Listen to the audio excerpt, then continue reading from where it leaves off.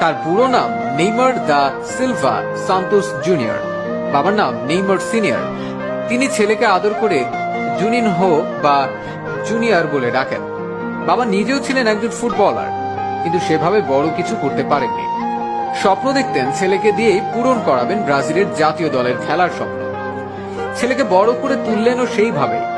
শিশু নেইমার হাঁটতে শেখার আগেই ফুটবলে লাথি মারা শিখে গেলেন। আর একটু বড় হলে বাবা তাকে নিয়ে গেলেন খেলার মাঠে, কিন্তু ফুটবল খেলতে নয়, ফুটসাল খেলতে।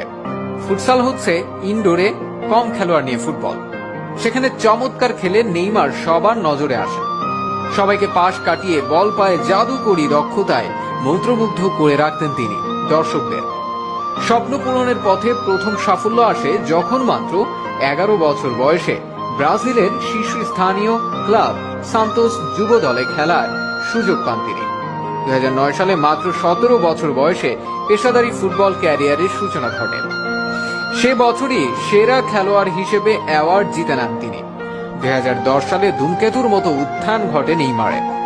সান্তোসকে league championship, Copa do Brasil championship জেতানো ছাড়াও টানা 4 বার সেরা খেলোয়াড়ের পুরস্কার জেতেন তিনি।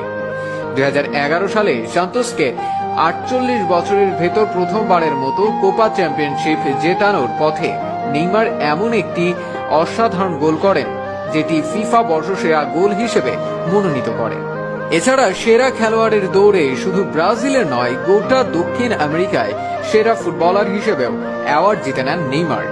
মজার ব্যাপার হচ্ছে, নেইমারের ক্যারিয়ারের গতিপথ একদমই ভিন্ন হতে পারত, কারণ তার বয়স যখন মাত্র 14 বছর, তখন খোদ রিয়াল মাদ্রিদ থেকে তার জন্য মোটা অঙ্কের বেতনের প্রস্তাব আসে।